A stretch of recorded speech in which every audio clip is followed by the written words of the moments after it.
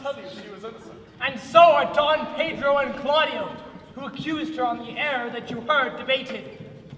But Margaret was at some fault in this, although against her will, as it appears in the true course of things. Well, I am glad that all things sort so well. As am I, being else by faith and forced to call young Claudio to a reckoning for it. Well, gentle ladies all, withdraw into a room by yourselves, and when I send for you, come hither masked. Don Pedro and Claudio promised to attend me at this hour.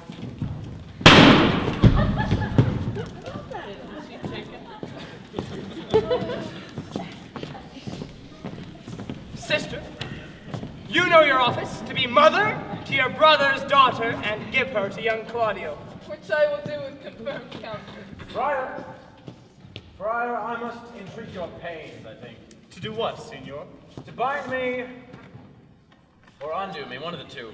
Leonardo, your niece, truth it is, regards me with an eye of favor. The eye of which I think she had for my daughter. But yes.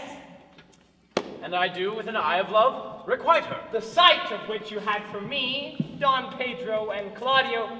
But what's your will? Your answer, sir, is enigmatical. But as for my will... Well, as for my will... Yes? My will is to be conjoined in the state of honorable matrimony, in the which, friar, I shall desire your help.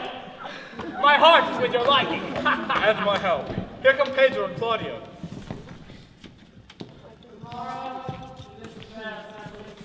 Good morrow, Don Pedro. Good morrow, Claudio. We attend you here. Are you yet determined to marry my niece? I would hold my mind were she a communist.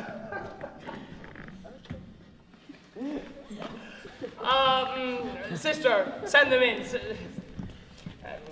Why, how now, Benedict? Why such a February face? So full of frost, of storm, and cloudiness. I think he thinks upon the savage bull. Tush, fear not, man. He'll tip thy horns with gold. And all Europa shall rejoice at thee, as once Europa did at lusty Jove, when he played the noble beast in love. Bull Jove, sir, had an amiable low, and some great bull leaped your father's cow, and got himself a calf in that same noble feat, much like to you, for you have just his bleat. For this I owe you. Here come other reckonings.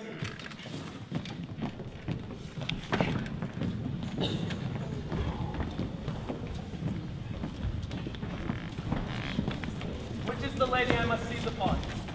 This same is she, and I do give you her. Why then she's mine. Sweet.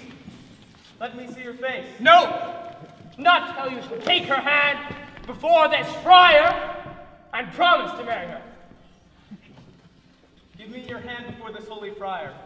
I'm your husband if you like with me. And when I lived, I was your other wife.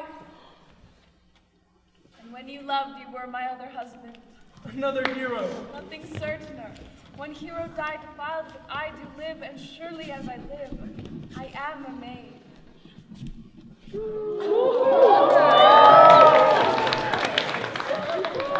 A former hero, the hero that is dead. Hero but died while her slander lived. All this amazement, Pedro, can I qualify? After the lovely rites are ended, I'll tell you largely of fair hero's death. Soft and fair, friar. But now, which is Beatrice? I. Answer to that name, what is your will? Lady Beatrice, do not you love me? Why, no. No more than reason. Well then, your uncle and Pedro and Claudio, they have been deceived, for they swore you did. Do not you love me? Troth, no more than reason. Why then my cousin Margaret and Ursula are much deceived, for they swore you did. Well, they swore you were almost sick for me. They swore you were well nigh dead for me. 'Tis no such matter. No, only in friendly recompense. Come, cousin, I'm sure that you love the man. And I'll be sworn upon it he loves her. For here is a paper written in his own hand, a halting sonnet of his own purebred fashion. And here's another, stolen from my cousin's mortgage, written in her hand, containing her love unto Benedict.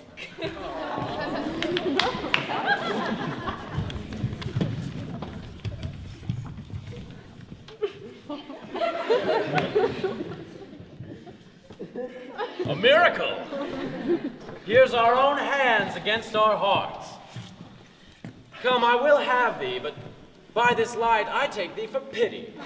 And by this good day I yield upon great persuasion, and in part to save your life, for I was told you are in consumption. Peace, I will stop your mouth.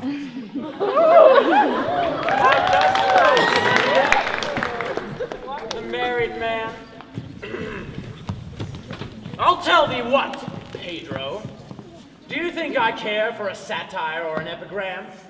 No! Since I do purpose to marry, I will hear nothing to any purpose that man can say against it. Therefore never flout at me for what I have said against it, for man is a giddy thing, and thus is my conclusion. Claudia, for thy part, I did think to have beaten thee, but as thou art like to be my kinsman, live unbruised, and love my cousin. I will hope thou wouldst have denied Beatrice, that I might have cudgeled thee out of thy single life. Come, we are friends. Let us have a dance ere we are married, in which we may lighten our hearts and our wives' heels. We'll have dancing afterwards. First of my word, Pedro! Pedro, thou art sad. Get thee a wife. Get thee a wife. Sir, Pedro, your sister Joan has been taken in flight and been brought back by armored men to the city. Think not on her till tomorrow. I'll devise thee brave punishments for her. Until then, strike up, Michael.